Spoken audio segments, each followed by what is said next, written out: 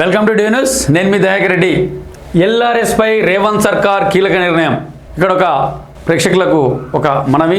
నేను ఈ గత 10 సంవత్సరాలుగా రిపోర్టింగ్ ఫీల్డ్లో ఉన్నప్పుడు చాలామందిని కలిసినప్పుడు, ఆఖరికి అధికారులతో సహా, అంటే మున్సిపల్ అధికారులను కొంతమంది వాళ్ళని కలిసినప్పుడు, సార్ ఎల్ఆర్ఎస్ అంటే ఏంటి, ఎల్ఆర్ఎస్ ఏంది అని అడిగితే, వారి గురించి వివరాలు తెచ్చుకుందామని అడిగితే, ఎల్ఆర్ఎస్ అంటే ల్యాండ్ రెగ్యులేషన్ స్కీమ్ అనుకుంటున్నారు చాలామంది. తెలియని వాళ్ళకి మాత్రమే ఇది తెలియజెప్పాలని మాత్రమే నేను చెప్తున్నాను. ఎల్ఆర్ఎస్ అంటే ల్యాండ్ రెగ్యులేషన్ కాదు, layout regularisation scheme. Land regulation scheme కాదు, లేఅవుట్ రెగ్యులైజేషన్ స్కీమ్. అంటే అనుమతులు లేకుండా, ఎటువంటి నాలా కన్వర్షన్ లేకుండా, మున్సిపల్ కానీ, తర్వాత హెచ్ఎండిఏ కానీ, డిటిసిపి కానీ, ఎటువంటి అనుమతులు లేకుండా లేఅవుట్లు, అంటే ఫ్లాట్లుగా, భూమిని ఫ్లాట్లుగా చేసి అమ్ముతారో దాన్ని అక్రమ లేఅవుట్ అంటారు. దాంట్లో ఆ లేఅవుట్ను మొత్తం అక్రమ లేఅవుట్ అంటారు. దాంట్లో ఉన్న ప్లాట్లను ఎవరైతే కొనుక్కుంటారో వాటికి ఎట్టి పరిస్థితుల్లో ఆ లేఅవుట్ అక్రమ లేఅవుట్ కాబట్టి పర్మిషన్స్ రావు, చాలా ఇబ్బంది అవుతుంది. అయితే గత బీఆర్ఎస్ ప్రభుత్వం కూడా 2020లో ఎల్ఆర్ఎస్ అనే ఒక స్కీమ్ను ప్రవేశపెట్టింది.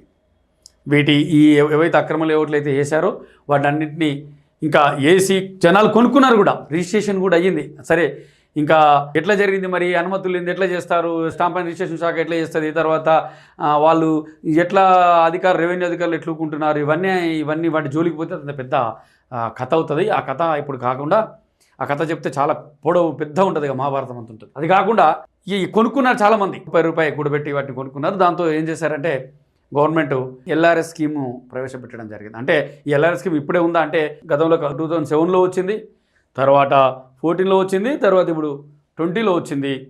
ఇది పొడిగించుకుపోతూనే ఉన్నది. ఇదొక రకంగా చెప్పాలంటే ఎల్ఆర్ఎస్ అనేది కూడా అంత మంచి స్కీమ్ కాదు, అంత పద్ధతి. అది అక్రమార్కులను ప్రోత్సహించినట్టే. ఈ ఎల్ఆర్ఎస్ అనేది కూడా అక్రమార్కులను, అంటే అక్రమ లేఅవుట్లను చేసే వాళ్ళను ప్రోత్సహించినట్టే. ప్రభుత్వ నిబంధనలను, ప్రభుత్వ చట్టాలను పక్కన పెట్టి, ప్రభుత్వ నిబంధనలను పక్కన పెట్టి చేసే అక్రమాలకు మనం గవర్నమెంట్ ఊతం ఇచ్చినట్టే. అయినా సరే ఇంకా ఆ టాపిక్ మనం కొంత డీవియేషన్ అవుతుంది కాబట్టి దాన్ని పక్కన పెడితే, ఎల్ఆర్ఎస్ అంటే ఏంటిది అనేది ఇప్పుడు మనం చాలా క్లియర్గా, ఎల్ఆర్ఎస్ అంటే లేఅవుట్ రెగ్యులేషన్ స్కీమ్. ఎల్ఆర్ఎస్ పై గతంలో అధికారంలో ఉన్న బీఆర్ఎస్ ప్రభుత్వం జారీ చేసిన జీవోకు సంబంధించి తాజాగా ప్రస్తుతం అధికారంలో ఉన్న కాంగ్రెస్ ప్రభుత్వం నియమ నిబంధనలను జారీ చేసింది. 2020లో జారీ చేసిన జీవో 131, జీవో 135 ప్రకారం తెలంగాణ రాష్ట్రంలో అక్రమ లేఅవుట్లు, ప్లాట్లను క్రమబద్ధీకరించేందుకు ప్రభుత్వం తాజాగా నియమ నిబంధనలు జారీ చేసింది. ఈ మేరకు పురపాలక పట్టణాభివృద్ధి శాఖ ప్రధాన కార్యదర్శి స్పష్టం చేశారు.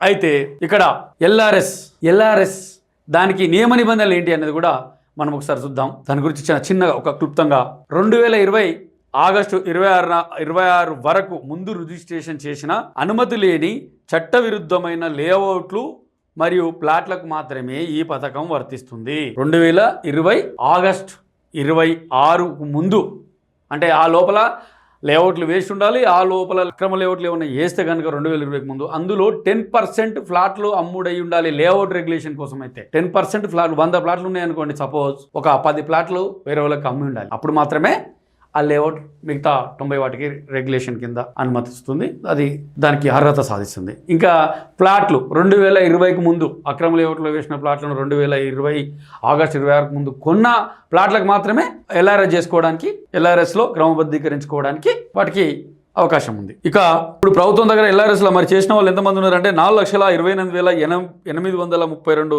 దరఖాస్తులు ఉన్నాయని ప్రభుత్వం నిన్న కమిషనర్ కార్యదర్శి స్పష్టం చేశాడు. అయితే ఎల్ఆర్ఎస్కి అప్లై చేసుకున్న వాళ్ళు చాలా మంది కూడా కరెక్ట్గా ప్రాపర్ డాక్యుమెంట్స్ అప్లోడ్ చేయలేదని, ఇంకా అప్లోడ్ చేసుకునేందుకు అవకాశం ఇస్తున్నాం అని చెప్పేసి కూడా పట్టణాభివృద్ధి ప్రధాన కార్యదర్శి వాళ్ళకు, అంటే మున్సిపల్ వాళ్ళు అవకాశం ఇస్తున్నారు. ఇకపోతే జిల్లా కలెక్టరేట్లో కూడా హెల్ప్ లైన్లు ఏర్పాటు చేస్తున్నారు. ఎవరికైనా అనుమానాలు ఉంటే ప్రతి జిల్లాలోని కలెక్టరేట్లలో హెల్ప్ లైన్స్ను, అంటే వాళ్ళకి అనుమానాలు ఉంటే అక్కడ నివృత్తి చేసుకోవచ్చు అని చెప్పేసి కూడా హెల్ప్ లైన్లను ఏర్పాటు చేస్తున్నారు. సో అందరికీ చెప్పేది ఏంటంటే ఎల్ఆర్ఎస్ అనేది చూసుకోండి, ముందు తెలియదు కానీ ఇప్పుడు ఉన్న 2020 వరకు ఎవరైతే అప్లై చేశారో, ఎవరైతే ప్రాపర్ డాక్యుమెంట్ చేసుకోలేదో వాళ్ళు డాక్యుమెంట్ చేసుకొని ఎల్ఆర్ఎస్లో రెగ్యులేట్ చేసుకొని